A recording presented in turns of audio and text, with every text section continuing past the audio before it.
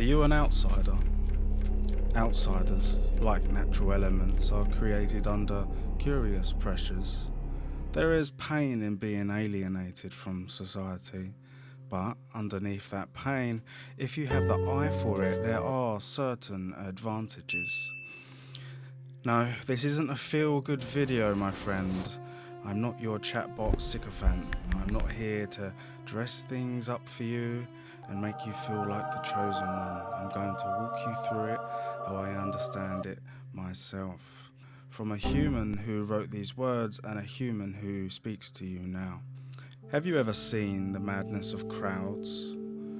The way people can rouse themselves like a stormy sea, pushing this way and that.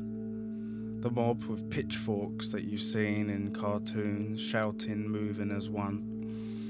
This is the unconscious collective made manifest. We mirror each other constantly. Someone crosses their arms, others follow. It's not always conscious, but below. Someone speeds up and suddenly there's urgency everywhere. The individual dissolves into the group. Have you ever felt that? Perhaps at a concert?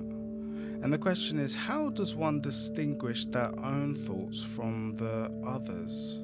Alone in silence, you begin to see the outline of your character.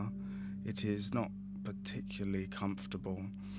There is a knowing there in meditation that something you cannot take back once seen.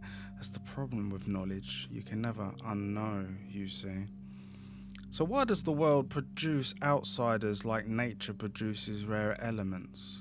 What does that mean? And how do we understand it without romanticizing it? An outsider is not always the quiet one in the corner. There are those unfortunate souls who are both extroverted and alienated from society. Not always shy, not always strange in obvious ways. They are separated by something a little more subtle. You see, perhaps a difference in perception, a difference in the tempo of their speech. They are offbeat with the rhythm of the social dance. True, some things can manifest physically, but normally they notice patterns that others do not, and for this knowledge they are punished. For once you know something, you can never unknow it. They pay attention where most bandwidth has not even been engaged. I want to speak on two archetypal outsiders, Russ from True Detective and Juice WRLD. Both isolated themselves but were exceptional in their fields, but they manifest the outsider in radically different ways. Russ is what I would call the cognitive outsider.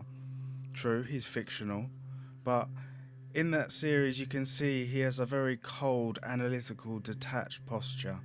He sees humanity and consciousness as a maligned tumour, something that was never meant to be. It is the ultimate nihilism. He describes reality in a way that unsettles people, especially his partner, and for that he is pushed out.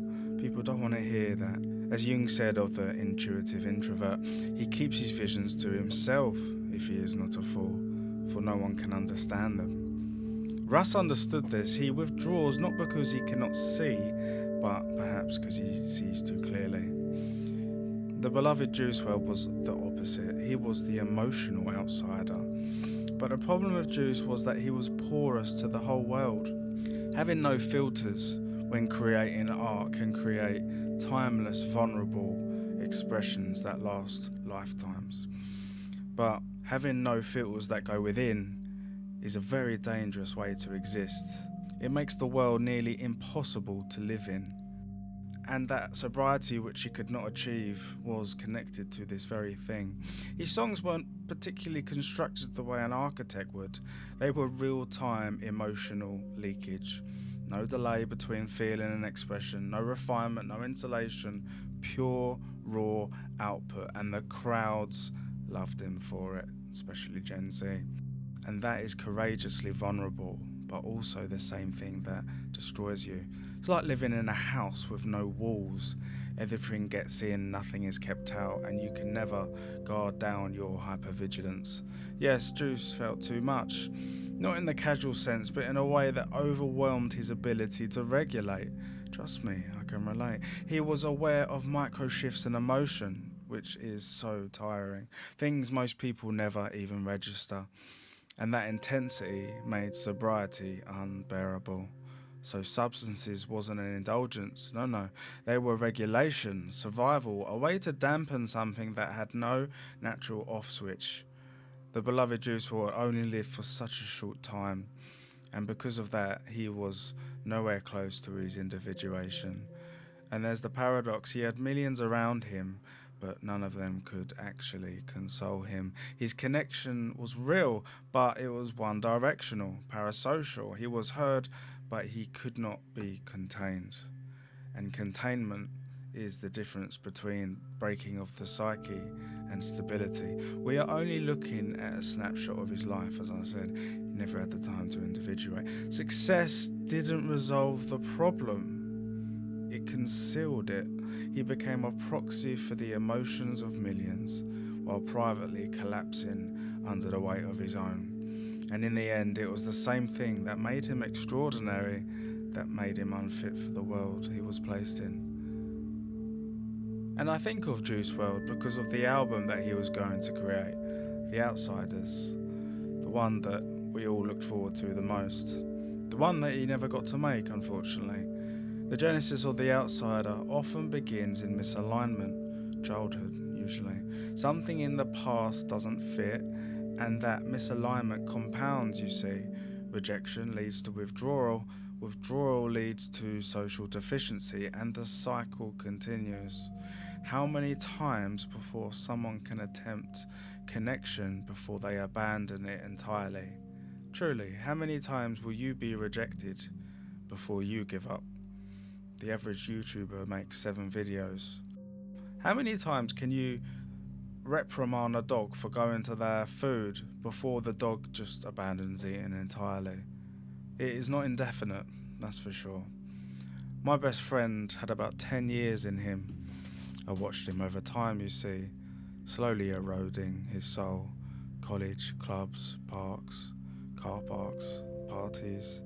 I saw the gradual change in his eyes, how the light in his eyes slowly dimmed, and he went from hope to effort to fatigue to something darker, even anger at some points. And then he gave way to despair. Even in the places he loved, he was out of place. I was young then. I felt that the shift, but wasn't confident enough to really wrestle with the reality. It's difficult when you're a man and you're young. You know, chats of vulnerability are not necessarily we don't desire them. Anyway, even in the places he loved, he felt out of place. Substance stopped bringing joy. Something else took over. An emptiness that twisted inward. And when his support gave way, his hopes met reality of the world. And he decided he was no longer for this life.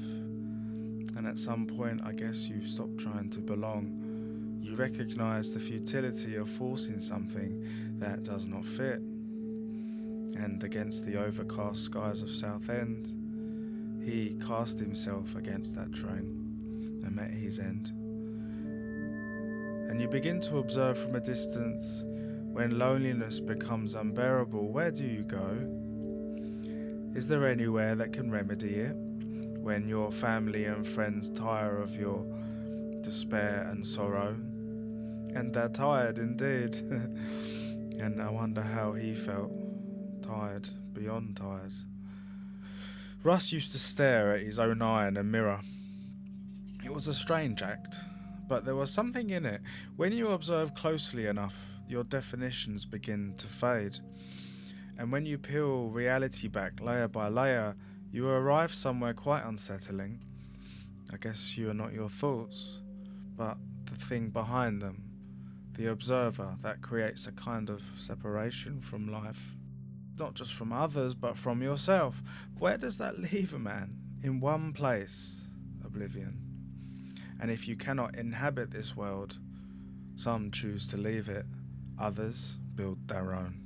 Isolation is not always a preference, often it's a defense, a way to survive, and like Virginia Woolf, I do not always luxuriate in solitude. More often it is something I endure, because I know the futility of trying to offload what cannot be resolved. Conversation rarely fixes it. It gives catharsis to the other party and not myself. They feel like something has been resolved. Shakespeare beautifully writes this. He says, "My stars shine darkly over me. The malignancy of my fate might perhaps distemper yours. Therefore I shall carve of your leave, so that I may bear my evils alone." Yes, I have tested myself over the years. Marathons, powerlifting, endless manual labour. But none of it drains me like socialising for some reason. It takes days to recover. I am perpetually off-tempo, neurodivergent, so I mask. Because masking does have a cost energetically, and even in the soul. I still have the need for connection, all humans do. We stabilise ourselves against the minds of others. That is just the way we are formed. We are mirrors to each other. Alone, we begin to fade. So solitude is never clean. It is pregnant with loneliness. I merely only ignore its final trimester. I did not choose this position. It was set early in the womb, and it was sealed through childhood. And I guess in the end, I am the outsider of outsiders.